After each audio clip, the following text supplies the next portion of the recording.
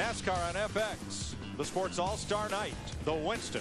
The Winston Open completed. Johnny Benson advances. Here's Matt. Well, Johnny Benson is pulled behind the gas pumps here. A great car, but what were you thinking when the O2 blew up? I don't know. I guess having 20 horsepower more in a Ford is okay at times, but man, I got to thank Hendricks. They do have a great engine. We just can't see over the Fords down the straightaway. James Ince, everybody on the Valvoline Pontiac did a good job. So we're second place, and he blew up. And hate to take advantage of that, but we're definitely going to. What adjustments are you going to make? I heard you and James talking over the radio. Well, I mean, I think we got everybody else, at least in this field, okay on. But the other guys are going to be awful hard. So we're just going to make a couple adjustments. I mean, to make it a little bit better. I think it's pretty good. Just you know, I just couldn't stay with them, so I just held off, make sure that we were going to be okay. So just a couple adjustments, see what happens. He said the car was a little bit tight in the center. Johnny Benson picks up his first Winston Open victory. Mike? Now, in lap 29, we saw most of the field stop. Ricky Rudd, Ricky Craven did not. But as they came around for lap 30, they came in after everyone else had already pitted. And Benson, of course, has advanced. That's why he's in and headed for the garage. Dick Berggren. Michael McSwain is absolutely disgusted with himself and the way things have worked. He has just told his driver, Ricky Rudd, that he messed up by pitting as late as he did. He has apologized to his driver, told him that they had a great car, had a shot at it. Rudd doesn't think this thing is over, though. He may be in the back, but he's not ready to give up yet, Mike. When I talk about a long way to go in a short time to get there, here's how they will start for the 16-lap Winston No Bull Sprint. Let me tell you just one thing real quick. If I was Ricky Rudd and that car's as good as it is, I'd take no chances. I would put the thing in the garage, put the cover on it, made a mistake, cost me the race, save it for next week. Mike Wallace on point with Robert Presley, then Jimmy Spencer and Todd Bodine. Kenny Schrader is back there with Andy Houston in the third row. Mike Skinner and Casey Atwood in row 4. Now, Mike Wallace, those guys changed 2 right side tires. Gained that track position. He wasn't going to have a chance to win this thing coming in changing 4 tires. I think it's going to be tough on 2. But, heck, let's roll the dice. Well, it's the Winston Open. That's a good car, and it's got a Penske engine in it. And Jim Long's a good crew chief. I've seen him run good here with Jeff Bodine. I wouldn't count that man out either. Now, we race 16 laps, win or go home. Oh, yeah, it's just the same thing all over again, but just half as amount of time. Half as much time to get it done. And no second chances after this one. Pace car in. Let's set to go for 16 laps. Win or go home. Mike Wallace, Robert Presley kind of crowding each other down the front stretch coming to take the green flag. They want to give either one an advantage. Mike Skinner, the 31 car, all the way to the bottom here going into turn 1. Presley's got the good line up off of 2 over there. He's got the momentum. Brings Todd Bodine with him. Skinner up for 6th, and it's the outside line that's moving. Got to be on that high side right now on these restarts. Now will Jimmy Spencer, if he catches Todd Bodine, work with his teammate or battle him side by side. We'll see as Spencer comes around the outside of Mike Wallace off turn 4. Tight racing back in here right behind these guys. Everybody fighting for position. Sterling Marlin working Casey Atwood, and Ricky Rudd has passed 5 cars. Oh, trouble down turn 1 down here, guys. Big trouble. 1 car hard in the wall. Buckshot Jones and Dave Marcus is also involved. Oh, Buckshot hit a ton. He did. He turned that car turned dead right and went head on up into the outside retaining wall. That's a very, very, very ugly wreck. Jason Leffler is also involved with Marcus and Buckshot Jones. Big hard hit, but he's getting set to climb out.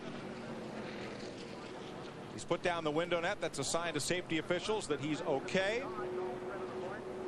Tries to get everything undone and out, and a sad break for Dave Marcus, the 60-year-old veteran. There's Buckshot Jones, who was all right. Got on the Hans device. Yep. He's out of that petty dodge. Let me tell you, that kind of lick that he took, if he hadn't had that Hans device on, this is a violent lick. Watch this car right here. Watch him turn.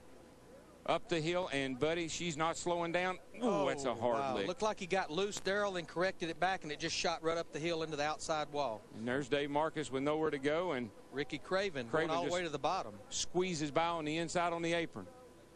Another car back here spins. Poor Marcus, if he had turned left, he would have turned right into another car, had nowhere to go. Heavy impact. I'm so glad he had that Hans device on. The 01 car was the other car down there. Jason Leffler. Leffler.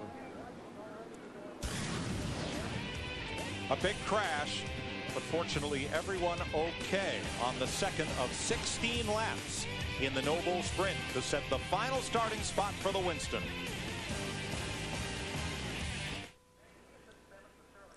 Welcome back to Lowe's Motor Speedway. It is not just darkness that's descending upon Charlotte, but there is lightning and thunder, not just here on the Speedway, but not far off on the horizon. In the upper right of your screen, we've seen some lightning off in that direction. And here we are just outside of Charlotte. There's that storm moving in, and can't wait till that one, can't wait till this other one here gets here, and hopefully that will move around us. I don't know, the hippy-dippy weatherman could tell we're going to have rain here before long. For Ryan Newman, it was almost. He's with Matt Yoakum. Well, Mike, Ryan Newman, the rookie, had a dominating car, but a disappointing finish. How frustrating being only so close, but yet so far from being in the big show. I'm as much excited as I am frustrated, I guess. To be able to run up front in a race like that is just phenomenal. But, you know, this is not a Rolex. This is a race car, and they do break. So, you know, thank all the guys at Penske Engines. I mean, it was a bullet, obviously. And Matt Borland did a great job on the setup. And, you know, we'll come back with the Altel Ford, come on the Coca-Cola 600, and see what we can do then. One of the big signs of tonight, Don Miller, co-owner of this team, came up and patted him on the back, said we'll get him again next time. I can tell you one thing. He did everything right as a driver, even saving it when it blew up like that. So a very, very outstanding performance by that young rookie. He may not be in the Winston tonight, but it's going to be a name we're going to hear a lot about. Oh, yeah. I bet he can't wait for next week. He's almost certainly a future all-star.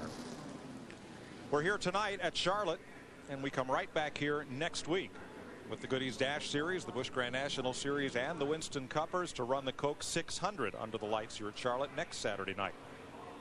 Here's your running order at 5 of 16 laps, and they'll get green this time by Todd Bodine, Robert Presley, Jimmy Spencer, Mike Skinner, Mike Wallace.